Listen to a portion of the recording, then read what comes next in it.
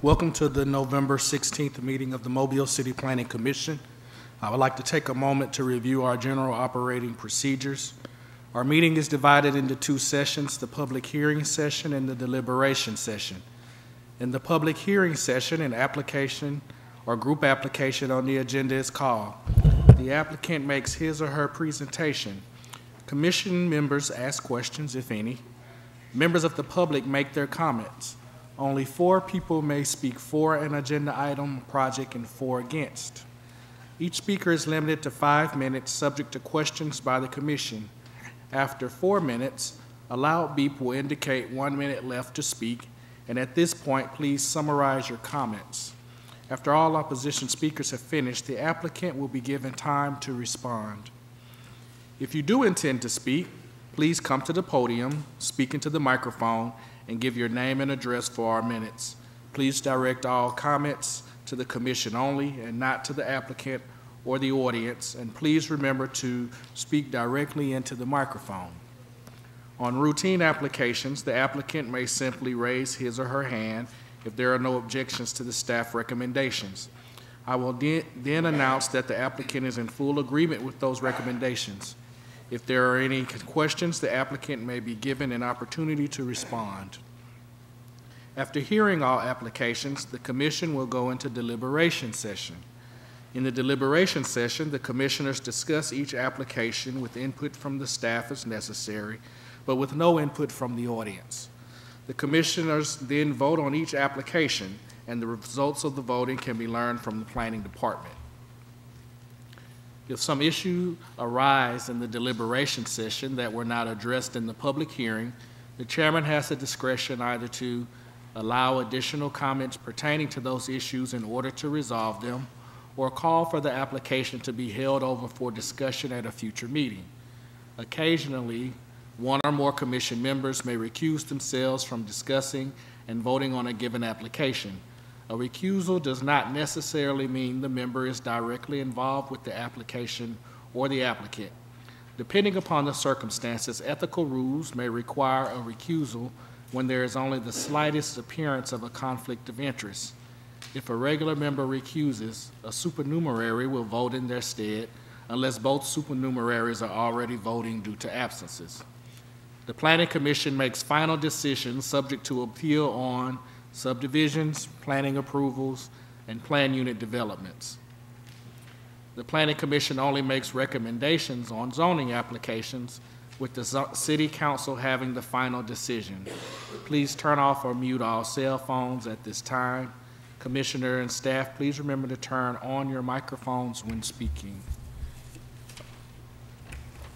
Roll call, myself here, Ms. Libby Latham. Here. Ms. Jennifer Denson. Here. Mr. John Vallis. Here. Mr. Thomas Doyle. Here. Mr. Taylor Atchison. Here. Mr. Nick Omberger. Here. Mr. Don Hembry. Here. We have a quorum. Thank you. If someone doesn't mind, could someone please close the door? Thank you. Starting with item number 1, holdovers, 2001 Spring Hill Avenue and 137, 39, and 49 Tuscaloosa Street. It's recommended that this application be withdrawn by the staff. Is the applicant present?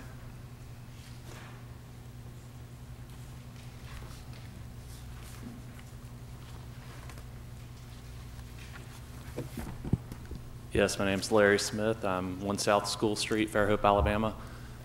We would request that it be held over till the next meeting. One more time, we had a conference call today with my client and their attorney trying to figure out the course of action on when the adjacent property owner, the Rite Aid owner, or property owner, was contacted. And it turns out that while Pulmonary Associates was interested in purchasing the property, the former pain clinic property, they did reach out to them and try to extend the existing easement slash agreement between them for the cross parking and cross access because that expires in 8 years, and they were not interested in renewing that lease or that agreement. And so that's what prompted them to look for additional parking on the adjacent property. And with that, we're trying to get some form of written communication stating that for y'all at y'all's request. And we're fine with all the staff recommendations about basically putting the site back to the way it is, leaving that signalized intersection and leaving the access way point over to Tuscaloosa. So we're fine with all the staff recommendations. We're just trying to get that last document that y'all need, and we'll get everything resubmitted to y'all. Okay. Thank you. The applicant has requested a holdover. It will probably be granted. Is there anyone else here to speak for or against it? It will be brought up at the next time, and you will have an opportunity then. Nothing will be decided today. However, it is your privilege to do such. Richard, if we hold this over, what will the date be? Well, it depends on when they can get something to us. He didn't specify. He said the next meeting, so that would be the December 7th meeting. For us to change the report, we would definitely need something a week to 2 weeks prior to that. He's indicating 2 meetings. Yeah. 2 meetings, so that would be December 21st.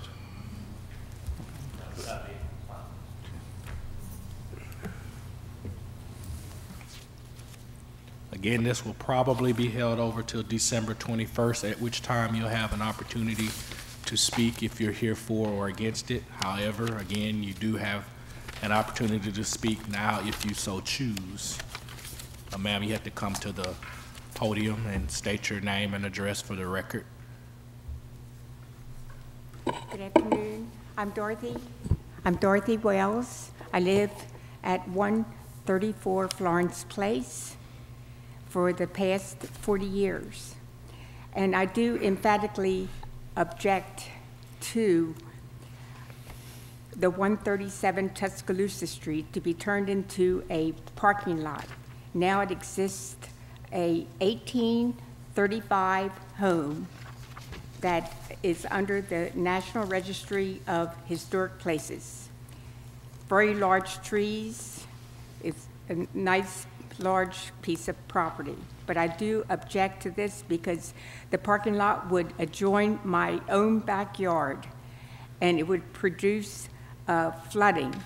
My property is on a slant and there is water that drains down my driveway to Florence Place. And with the concrete parking lot, it would act like a waterfalls, no place for the rain to drain to. And secondly, I wanted to bring up that in 1990, 137 Florence Place, 137 Tuscaloosa Street applied to have rezoning from residential R1 to a B1. I received no notification, and I also spoke to some neighbors. Harry and Louise Wilburn did not receive any. That's on Florence Place. Linda Boswell didn't receive any. Al Caraclino and his wife Catherine did not receive any notices, and yet Al is the one that did not object to 137 becoming a B1. How did he get involved? If he was contacted, what was the sequence of events? How did all this happen? And then also, I have some minutes, and it states Doug, let me just, I don't want to interrupt her, but is this something we need to? But I just feel like it needs to be further investigated. And also, there's a lady that has been years and years on Tuscaloosa Street, Audrey Fields. she did not receive any notification about this rezoning from R1 to B1. And I may not even have to been here because that has to be a public hearing, and that's under city code. And also, I have some minutes that were sent to me, and it mentioned that Mr. Richard Walters was present in this matter. And it was mentioned that he said that the owners of the surrounding businesses had no objection to the rezoning. And it also mentioned that Mr. Walters said that most of the former residents no longer live on that street. Now, Audrey Fields lived on that street. She still does. And Al said that he said he never went downtown, but he said somebody came to his home, and Miss Wilkerson, who owned 137 Tuscaloosa Street, she was present. And then Mr. Walters was present. And there's nothing to mention that the residents had any say-so, or they objected or did not object, because we didn't know about it. We didn't receive notices. So that's very disturbing and alarming. Thank you. Thank you, ma'am. Is there anyone else?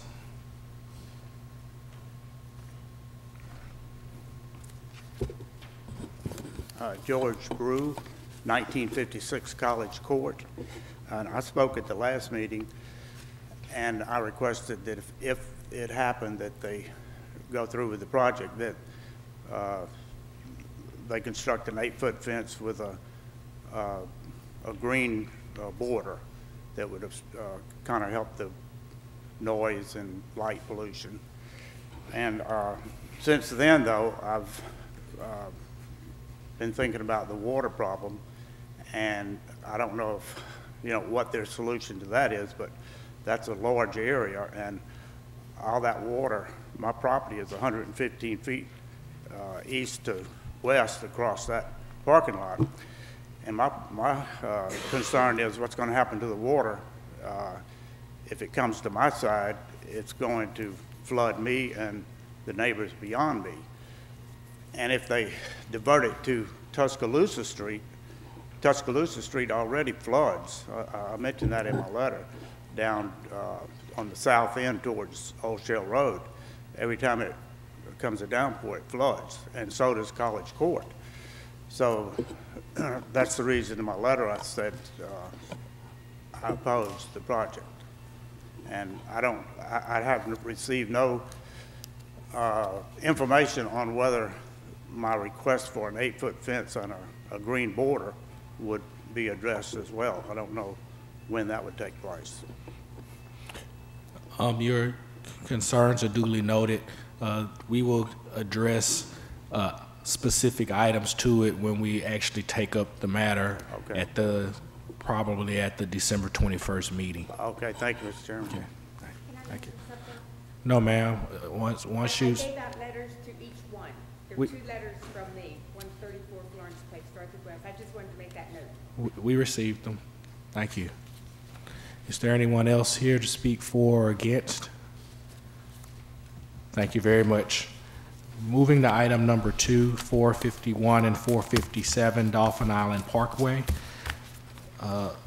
Coast Safe and Lot subdivision, zoning PUD, and sidewalk waiver. All 4 are recommended for approval, subject to staff recommendations. Is the applicant present?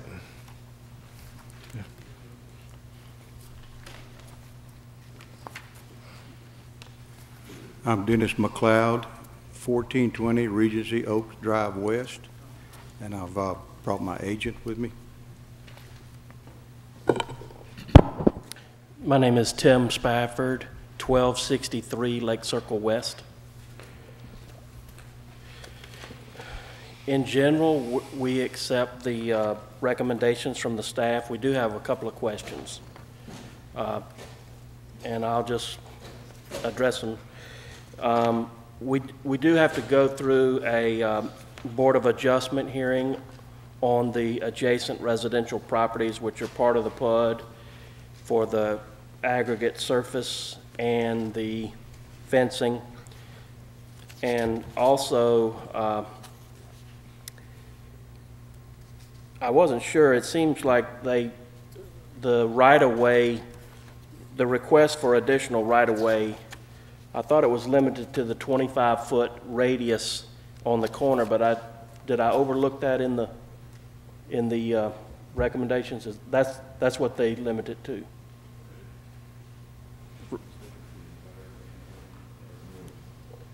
Because Anton is a substandard right-of-way. Right, so the dedication was supposed to be along Antoine Street for the lot, not for the overall PUD, but for the lot itself.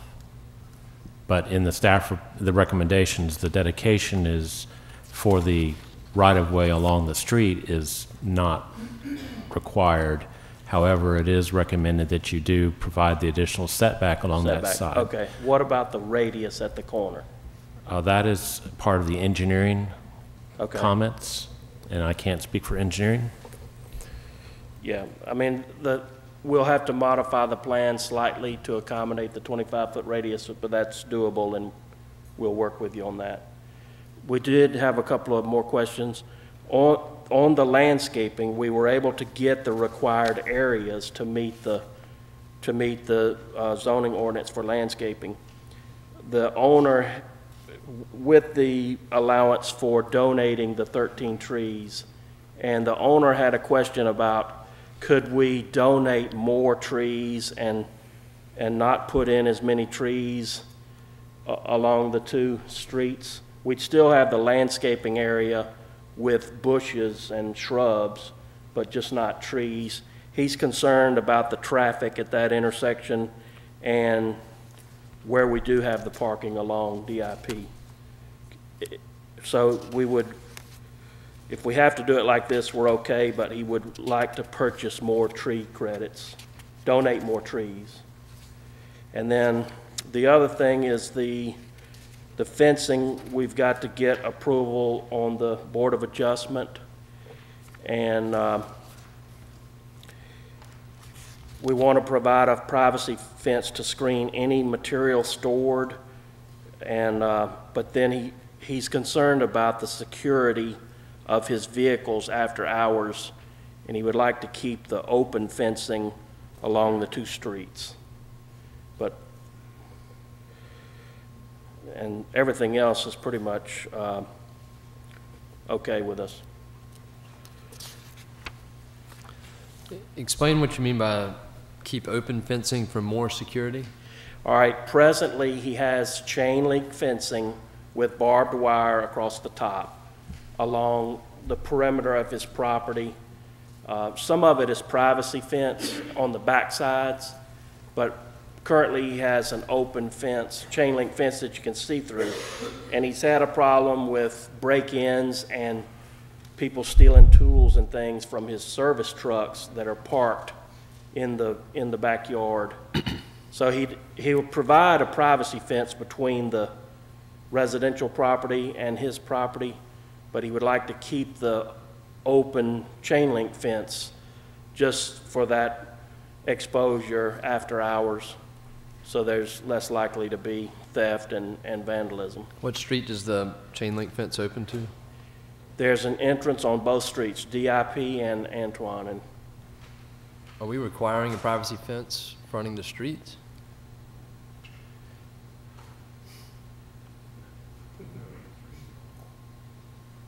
The zoning ordinance only requires it along where the property abuts residential properties. So we were not requiring it along the Antoine or the DIP right-of-way. Now, the other issue, though, regarding the fence is that on the residentially zoned properties, which are the two houses that he's incorporating, this back part here and the back part of this one, if he wishes to maintain the barbed wire on the residential properties, he will have to get approval from the Board of Zoning Adjustment because it's specifically prohibited on residential properties. Bert, I believe it's an option to do an 8-foot privacy fence if we take out the, It was mentioned in the staff report and as a condition that if your barbed wire was not approved on the residential property, that you could have up to an 8-foot high fence along those boundaries instead. okay, we're okay with that. On the tree issue, you've got, looks like there's 15 trees shown on the site plan. Am I looking at that correctly?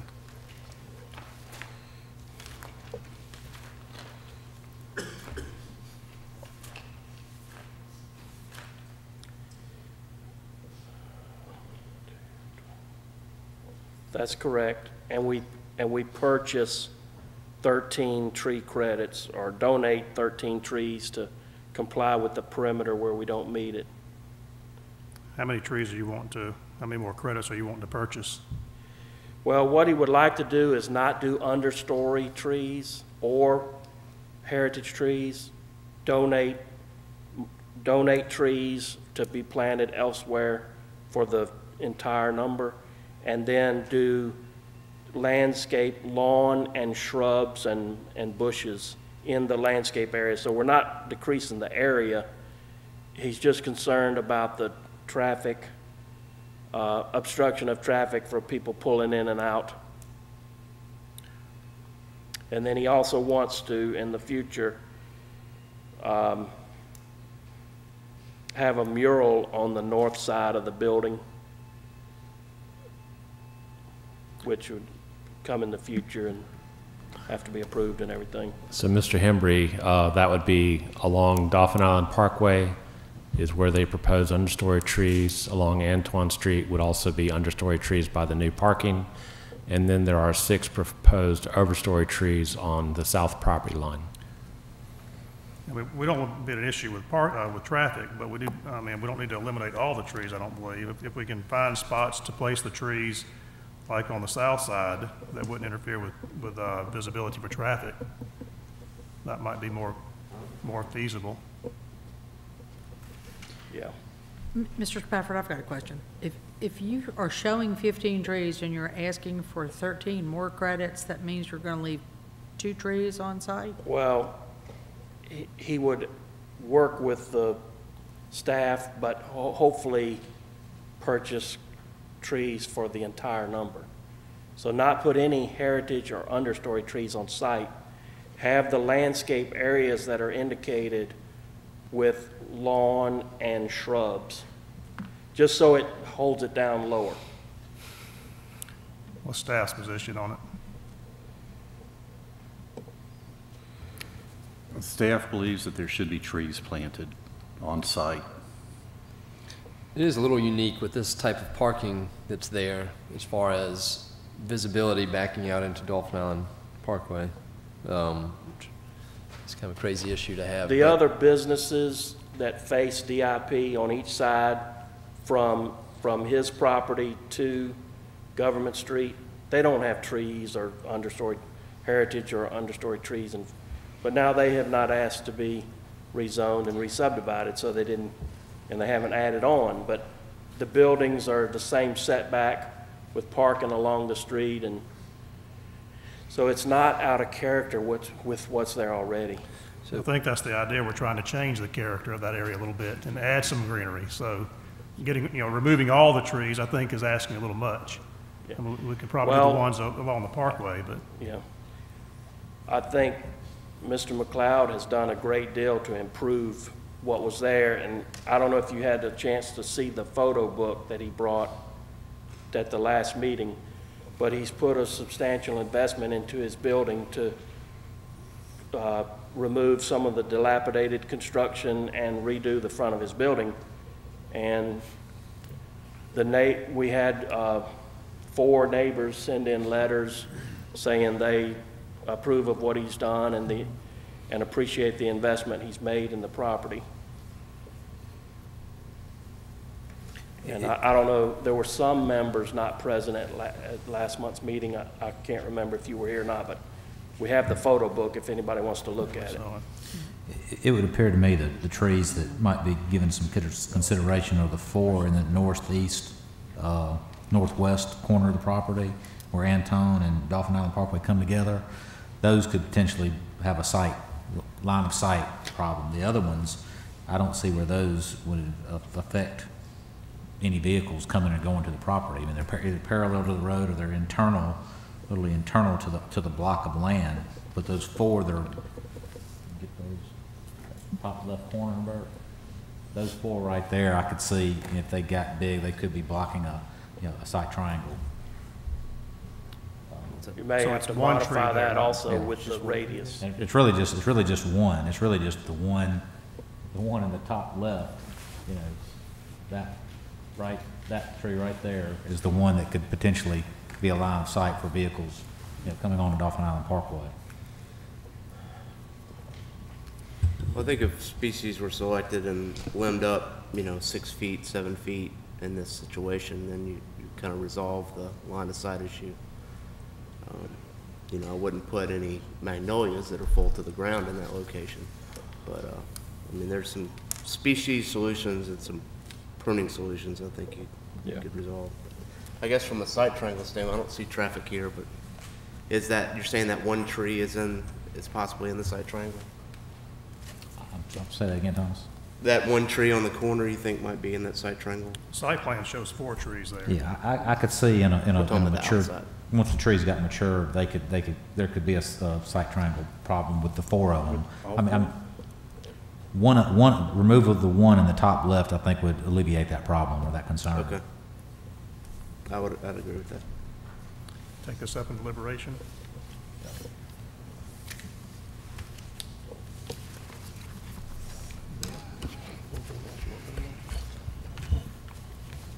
All right, if there are no other questions, we appreciate your time. Thank you. Thank you. Any other questions by commissioners? Anyone else here to speak for or against this application? Thank you.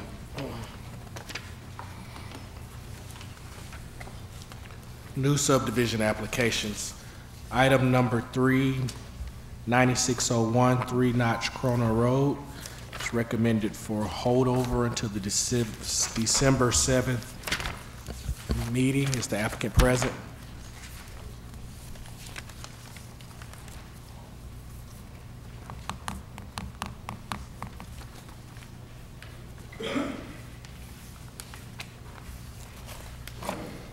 My name is Craig Erdman with Erdman Surveying, 4337 Schillinger Road South, Mobile 36619. The reason we made that L-shaped lot is because the son owns all 3 lots in resub of Lot 1, Downers Grove subdivision, and he inadvertently put his driveway over onto his mother's property, which Ms. Margaret Winkler owns right at present, and built a shed over the line in the back. She wanted to give him that L-shaped lot just so the driveway would be on his property and the shed would be on his property. In the future, he might re-subdivide his 3 lots plus that one to make it all one, make it a 2-lot subdivision. But right at the moment, he doesn't really want to do that. And I'm trying to get justification to get this subdivision approved today, if possible. So the 3rd lot is what's shown is what's out on this corner? The 3rd, there's only 2 lots, but Miss Winkler's son owns the northwest corner lot of the resub of Lot 1 of Downers Grove.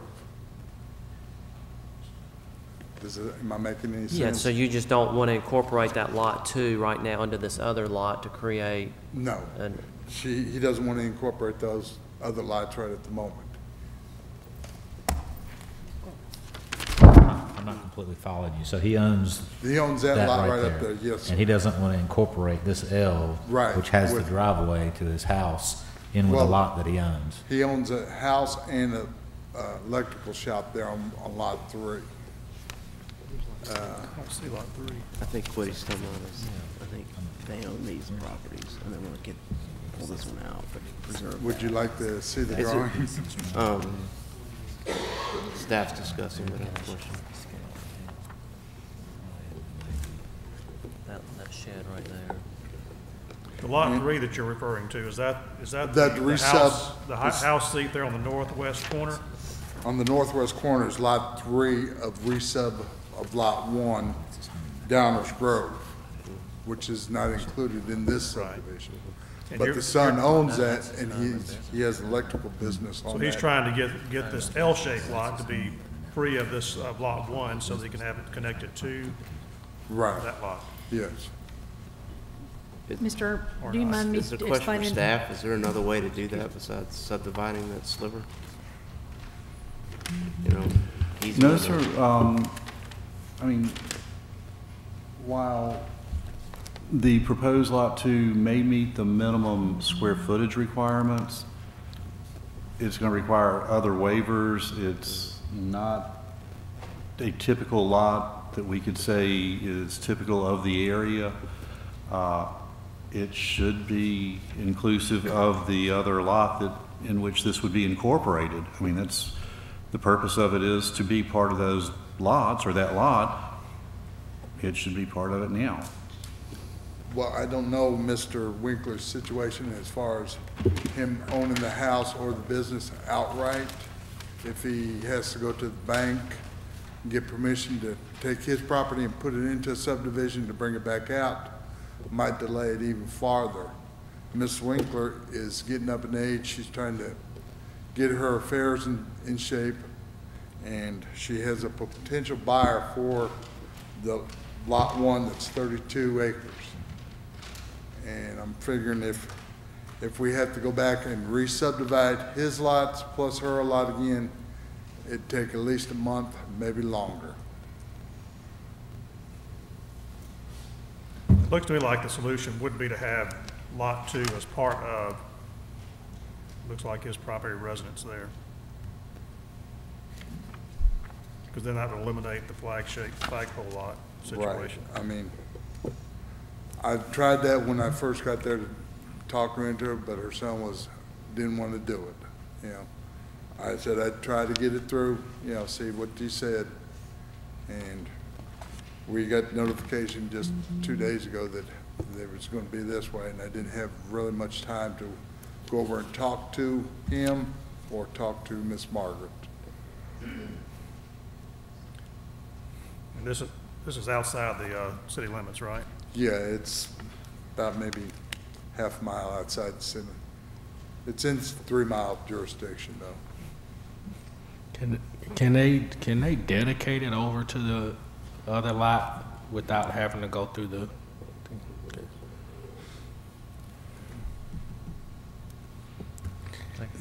It would either be the commission approve it as submitted, creating a basically non-compliant lot, or requiring that the other property be included in the subdivision so that what's proposed Lot 2 now could be part of what would be the larger Lot 2.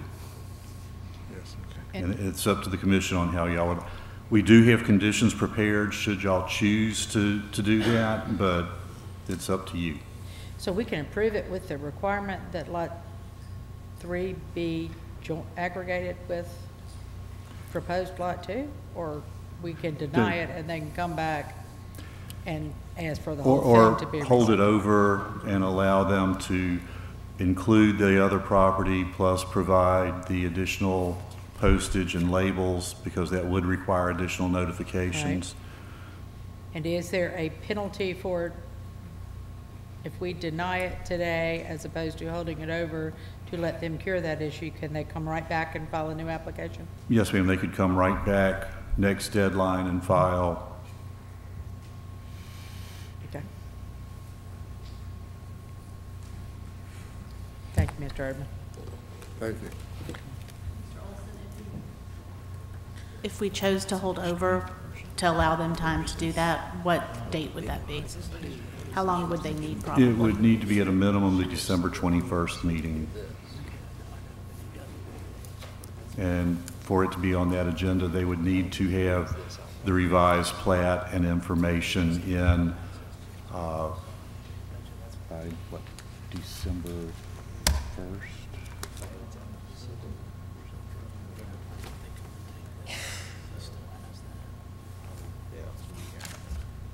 Yeah, we would need the revision, the additional postage and everything, the end of the week after Thanksgiving, so I think it'd be the 29th of this month.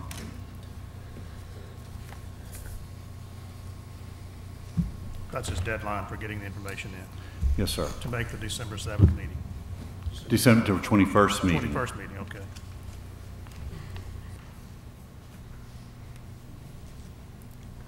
Okay, thank you. Anyone else here to speak for or against this? Item number 4, Half Mile Road at Blueberry Lane. It's recommended for approval, subject to staff recommendations. Brett Orrell with Poly Surveying. We took a look at staff's report and reviewed it. Everything looked good. This is a subdivision that's been built since around 2008. Was larger lots. We've roads in, everything, sewer, utilities. So we are looking at a different configuration. Staff agreed with the configuration. The only difference, only thing I want to come up with, maybe staff can help come up with a potential change. Items 4 and 5, after reviewing the comment in regards to the front setbacks and the side street setbacks, it appeared to us based on Blueberry Court that we had self-imposed a 35-foot setback there. The minimum in the county is 25 feet.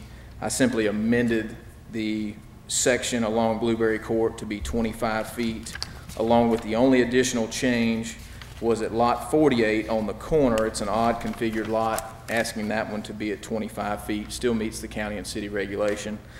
So I have submitted that because of time constraints. I sent that paperless to staff along with sending down hard copies today.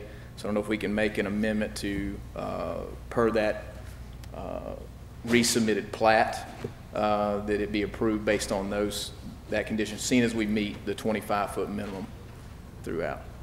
Bert, do you have those items?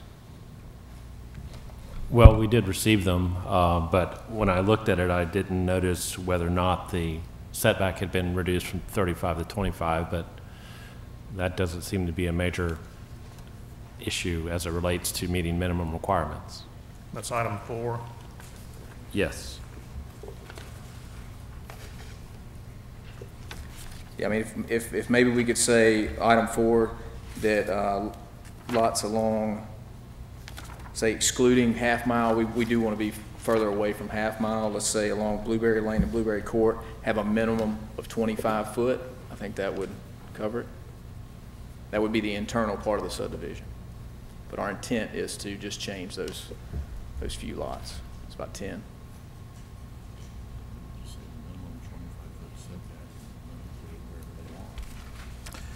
Yes, we could just say minimum 25 foot, and then they could establish whatever they would like to have beyond that for any of the other lots. Just change item 4 from 35 to 25. Yeah.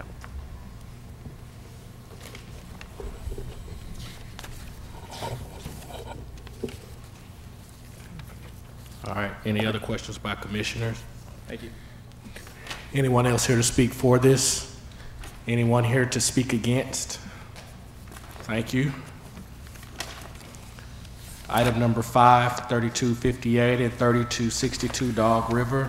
Recommended for tentative approval. Is the applicant present? Are you in agreement with staff recommendations? Yes, sir. Applicant has indicated they are in agreement with staff recommendations. Is there anyone here to speak for this? Anyone here to speak against? Thank you. Item number 6. West side of Solly Road at the west terminus of Warrington Drive was recommended for holdover until the December 21st meeting. That will probably be granted.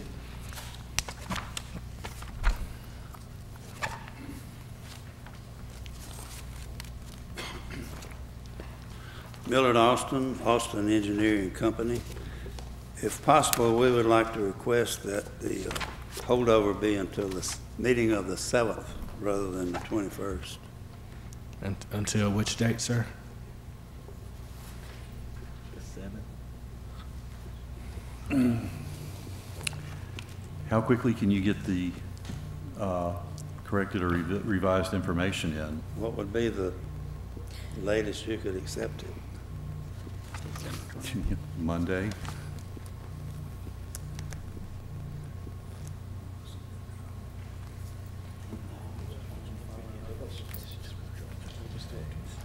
We'll withdraw that request. Withdraw it, or you don't want to hold it We'll over? go till the 21st. Oh, okay, I'm sorry. I thought you said withdraw. We'll withdraw the request. Okay. All right, thank Do you you. want to discuss these comments, Richard, that you received? I'm not prepared to discuss the comments. I was not here when the reports were written and went out. Bert? They were comments from the adjacent property owner that you received. The ones from the adjacent property. If you'd like to discuss them, that's fine, but I really, Well, my only comment would be that the comments are preliminary to what we've done so far. We'd have to address them during the design the actual phase. design phase, and that was pretty much what I anticipated. I did send them a link to the staff report so they could see where it was recommended for holdover, and that this was a preliminary approval, not a final approval. So hopefully y'all can talk between now and We'd be then. happy if I knew how to contact them. We'd be happy to talk to them or have them come visit with us.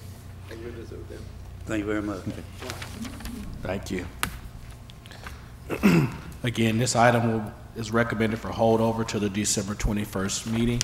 That will probably be granted. At that time, anyone here for or against will be allowed to speak. However, you are extended that courtesy now. Is there anyone else here to speak for or against this? Thank you.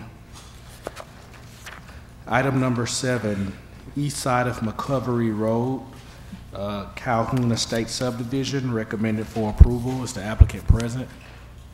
Are you in agreement with staff recommendations? Applicant is present and in agreement with staff recommendations. Is there anyone else here to speak for this? Anyone here to speak against? Thank you. New group applications. Ms. Latham is recused. 114 Austell Avenue, item number 8. It is recommended for holdover until December 21st.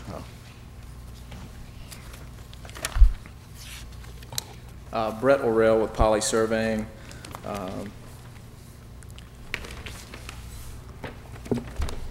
This application before you is for subdivision and PUD.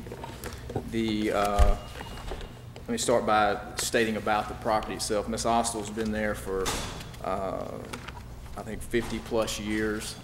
She has a big estate up on the highest point here. And it is an irregular shaped piece of property, as you can tell. Over time, there's you can't really see from there, but there are streets that front. There you go. That she has divided property off, and home sites have been built all around this area. So we're left with this piece of property and trying to come up with a unique configuration that protects the integrity of the existing home, that has a lot of appeal. It's a beautiful place, and we're trying to, as Lot 4, provide a home site that's suitable for someone to purchase in the future and create a home there. On the PUD itself, there's an existing detached garage that we plan to remove. We noted that on the PUD. There wasn't, in the staff, I did read through the staff report.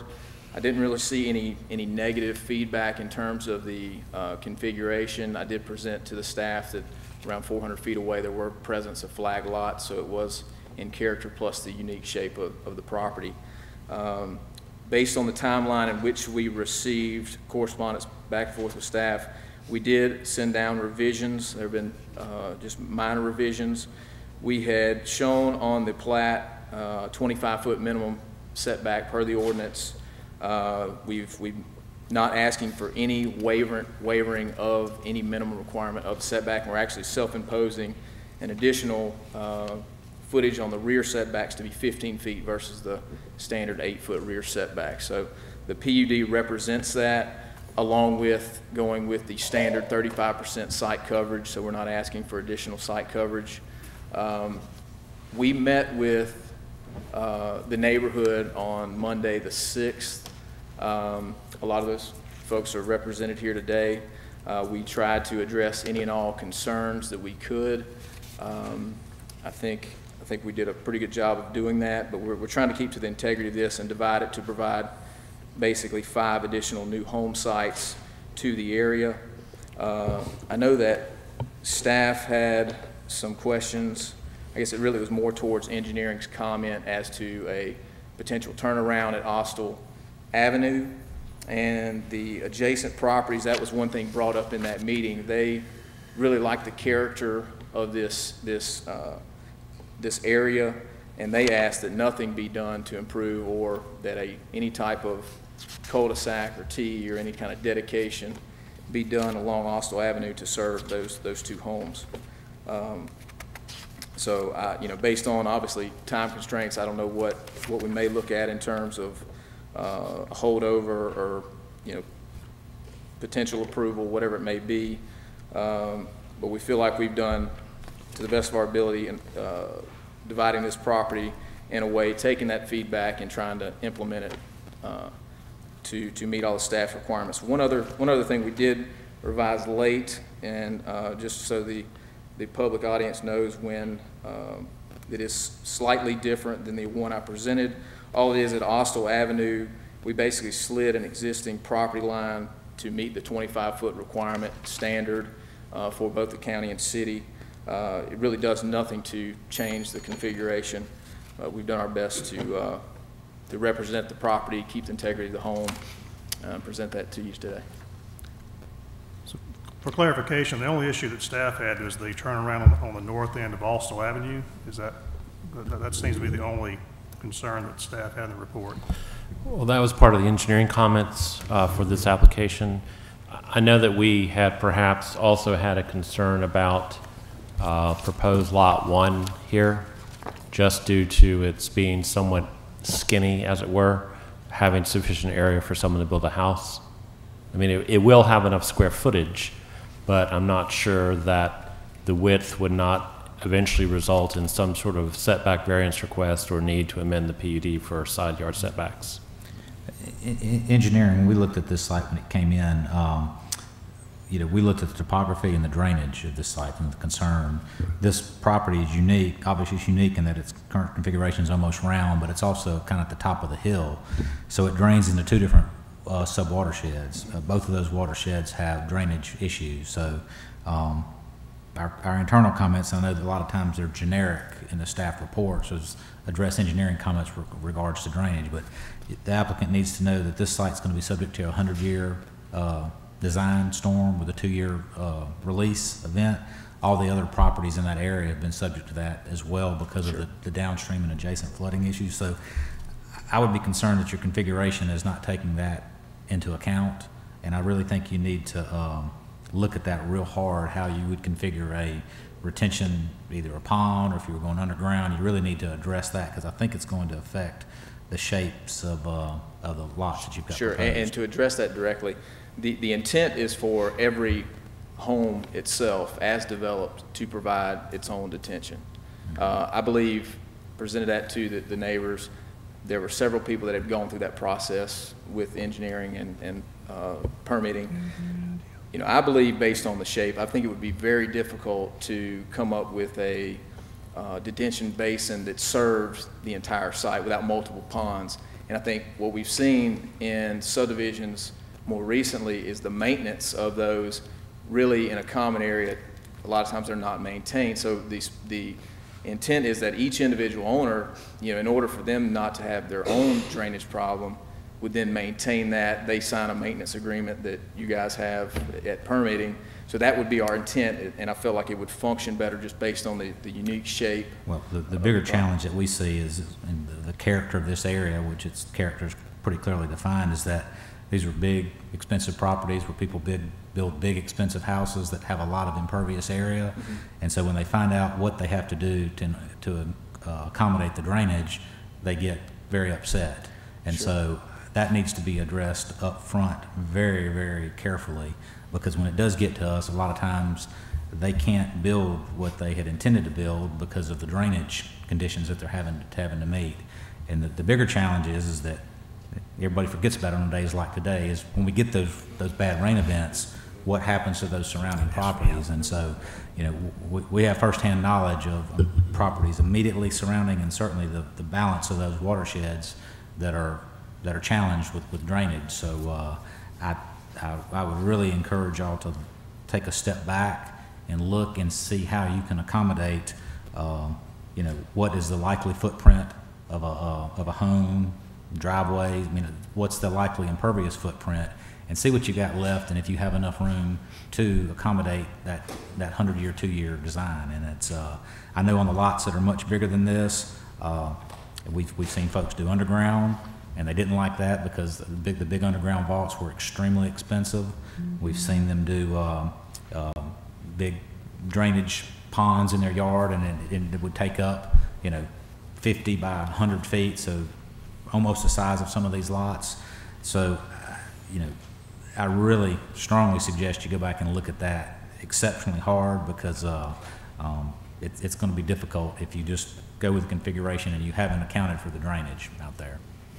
Nick, is it unusual or common for y'all to approve a subdivision like this where each individual lot owner does their own drainage? You know, it can happen either way. I mean, we don't really have a set thing where it's, you know, an individual lot, you know, or if it's a 30-lot subdivision, obviously it's, you know, it's pretty common that it's one common retention structure, maybe two. You know, and what we've seen in Spring Hill is when people are subdividing, it's maybe only into 1 or 2 lots. Yeah, and then I can see that. But right. Here, I mean, in this scenario with 6, you know, being the ultimate configuration, it really makes sense probably for them to be combined, because again, it lessens the footprint that the pond has to take up. Especially since you already admitted or recognized there's issues on both sides in the two floodplains. What's unique about this one, again, it's at the top of a hill, so there's 2 different watersheds or 2 different retention areas that have to be addressed on probably either of the east and the west of the property, is what it would look like to me, to control those releases. And so looking at them collectively, it might make it easier as opposed to trying to put that full burden on individual lots. I know that then creates an association. It creates all the things that a big subdivision, you know, has, but that's effectively what this is. This is really not subdividing one 3 or 4 acre lot into 2 big lots. I mean, this is a subdivision just of an odd configuration.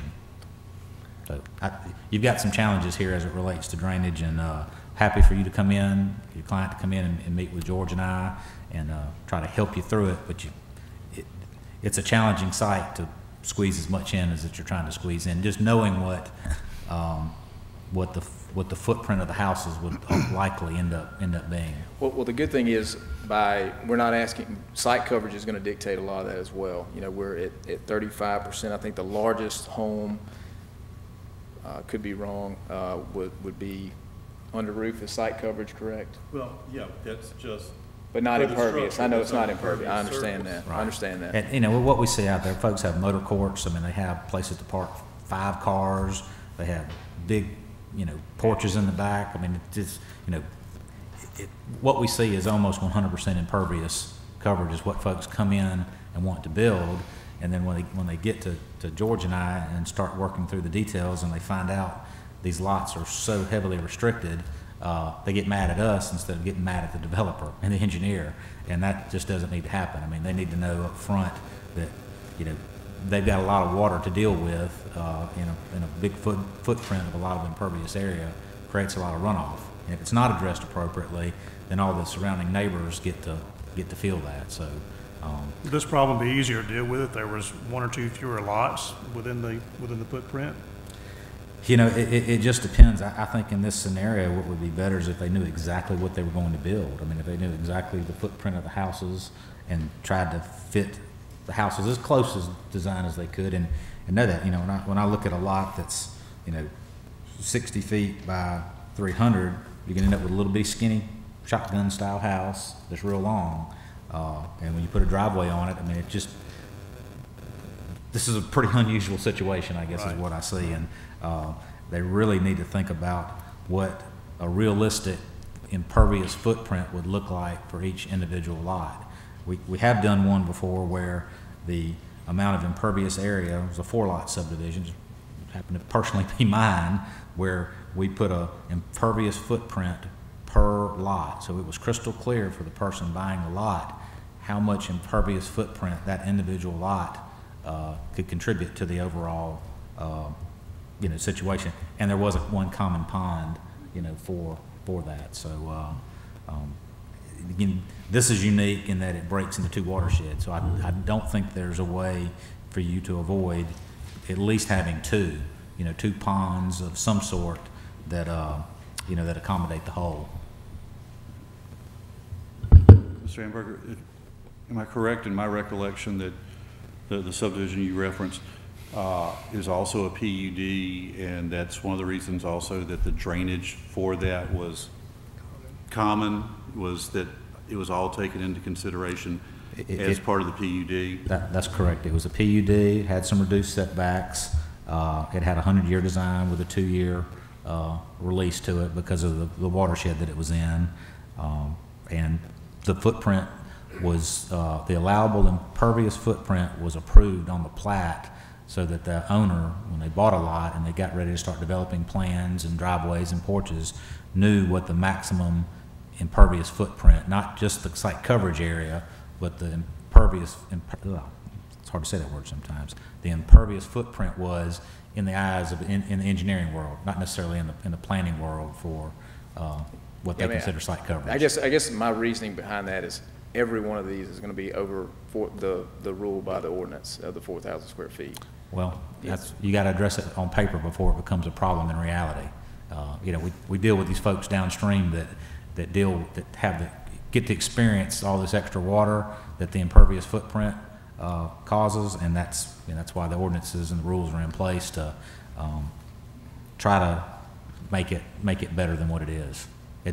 We're happy to work with you. I mean, I think we have some ideas what may be some reasonable solutions, but the stormwater absolutely needs to be addressed. And if it's less lots to accommodate that, that's something that you and your client need to discuss.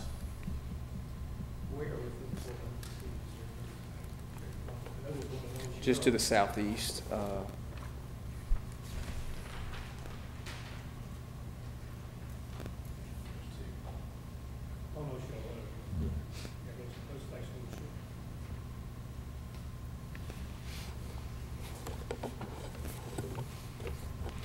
Any other questions or comments by commissioners? Any other questions from applicant? We're looking at a December 21st holdover or longer? Or? The applicant would have to agree to a holdover longer than the 21st. 20. Are you asking me to? Well, I mean, to have more time? The recommendation is the 21st.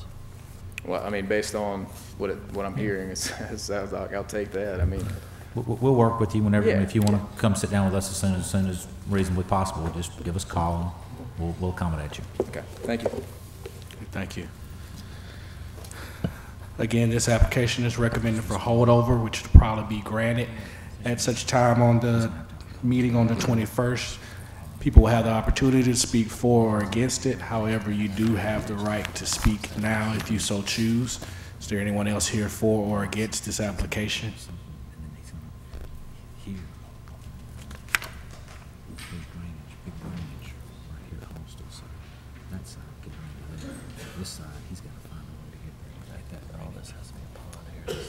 BJ Lyon, 3601 Spring Hill Avenue Business Park, for neighbors both adjacent and abutting. If you look at the tax plat, the property is already 3 separate parcels of land. And as I appreciate it, in 2007, a 4-lot subdivision was approved but never platted. And none of the folks I represent have any problem with a 4-lot subdivision, which is why there wasn't any opposition at the time in 2007.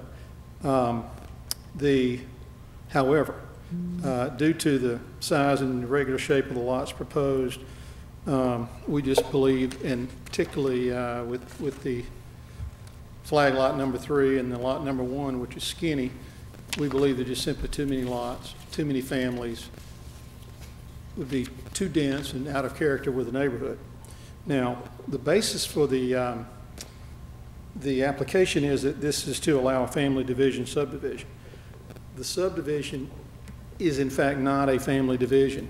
The family, there are 2 children in this family, and so the 3 lots adequately cover, or the 3 parcels adequately cover that, and certainly a 4-lot subdivision would cover that. We understand the subdivision request of 6 lots is to allow a developer to market and sell them on a speculative basis to third parties, not family members.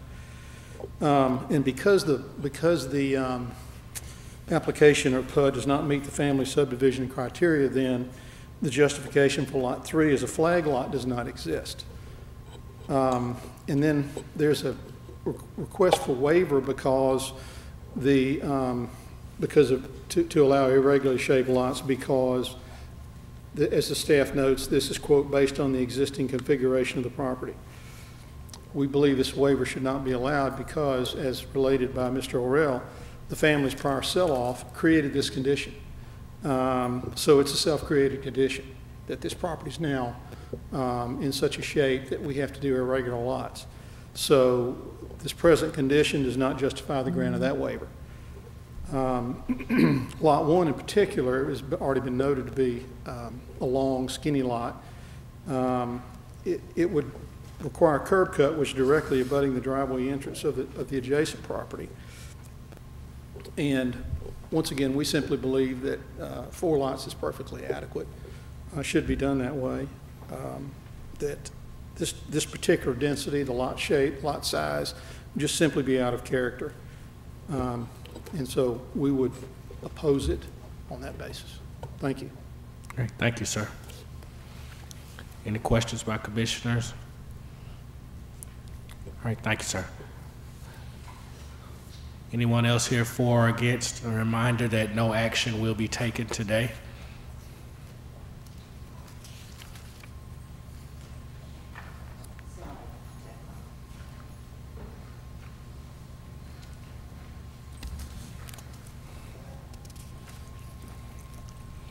My name is Ruth Austell, and I am the applicant, and I do own the property. I have lived life for 53 years, and my family did, in fact, sell most of the surrounding properties to the owners of them. The lots that we are proposing, half acre, are bigger than some of the lots that were sold at that time. I had one neighbor who was very sad to me that told me that he got water on his property when it rained. He's been a neighbor of mine for maybe more than 30 years. He never told me that. It would have been an easy problem to have taken care of. This is very, very, very close to what the houses around me are being built.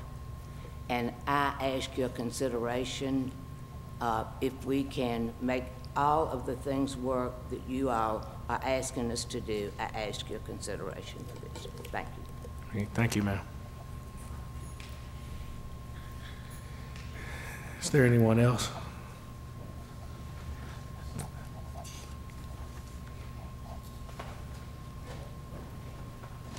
I just wanted to have an opportunity to respond to the comments. I presented 3 different letters on this. Just want to make it clear, never once presented this as a family division in any meeting, any of my paperwork. I just want to make that clear. That statement was made, and I have not presented it that way, did not present that to you. So I just wanted to clarify that. All right, thank you. Item number 9, 3531 and 3535 Lipscomb Landing, 2 parts PUD and subdivision. Both are recommended for approval. Is the applicant present? Are you in agreement with staff recommendations? Yes. Applicant is present and in agreement. Is there anyone else here to speak for this? Anyone here to speak against? Thank you.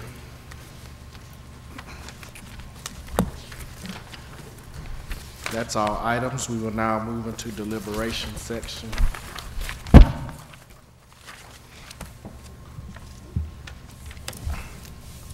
Item number 1, 2001 Spring Hill Avenue, recommended for a holdover until the December 21st meeting. I'll make that motion.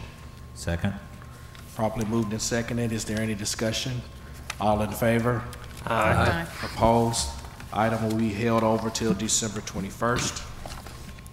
Item number 2, 451 and 457 Dolphin Island Parkway. It's in 4 parts. All parts are recommended for approval. I think we can take them as one. Is there a motion? We had some question about a Okay. couple of items. We need to make the motion prior to the discussion. I think Nick's got to take a shot at it. Yeah, I'm gonna take a shot at it. I'll make a motion that we approve, subject to staff recommendation, with an allowance for the removal of 1 tree in the northwest quad with an appropriate donation to the tree bank to offset that requirement. Second. Properly moved and seconded. Is there any discussion? What about the question about the fence? We're going to leave that just the way it was indicated in recommendation? Yes, sir, we did not require that it be a privacy fence. Okay. Okay. Along the street. And that was his concern, was wanting that to remain chain link. All right, good. All right, any other discussion? I do have one question on that fencing. With the fence between the residential property and the barbed wire, do we need to address him putting an 8-foot high fence instead of the barbed wire, or let them decide which way they want to go? The 8-foot high fence is allowed by right under current regulations, and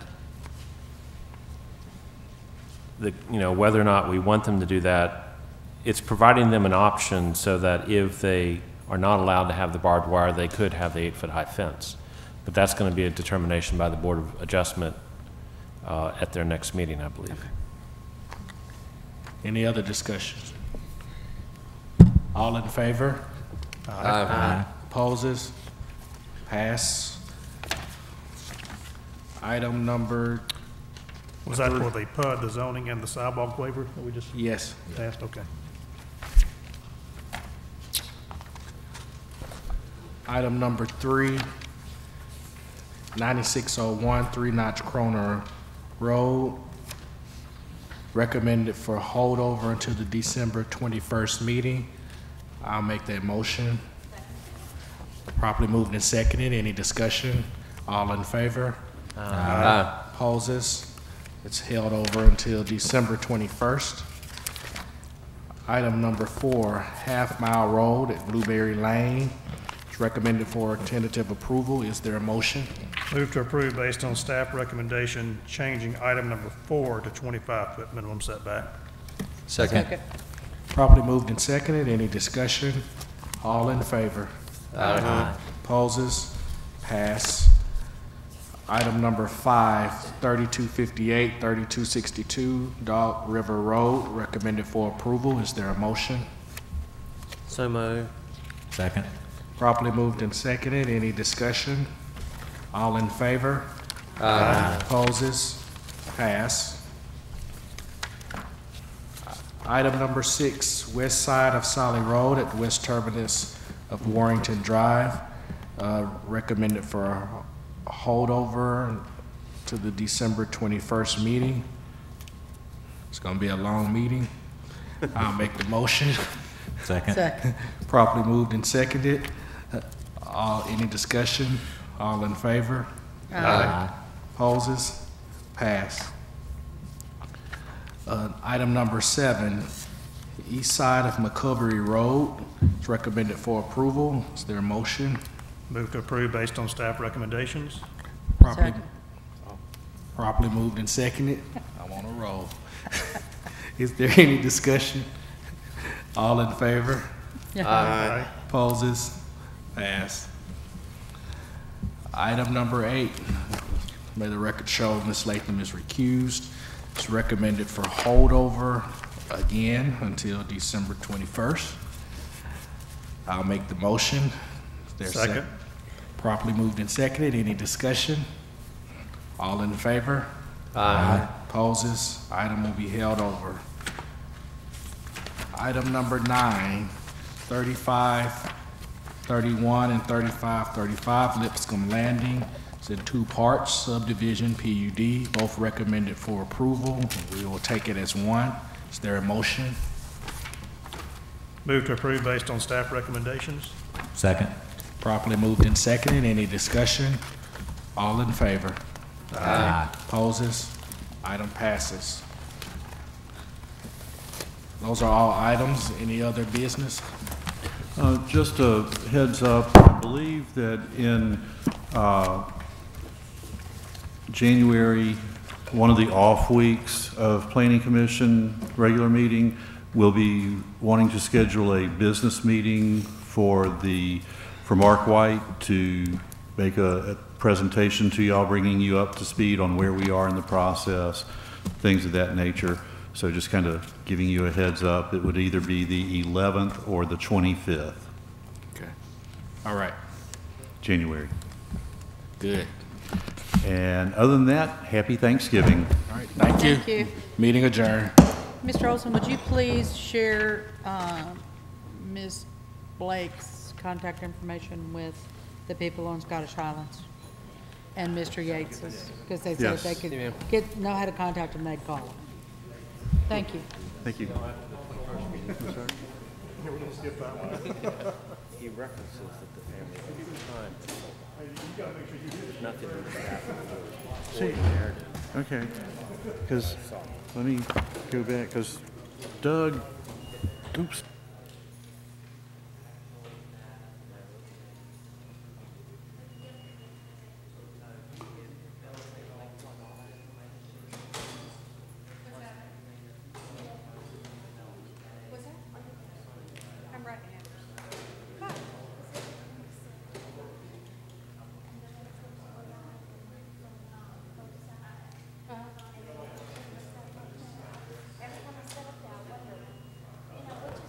Well, thank you for being so considerate. Well, but I forget to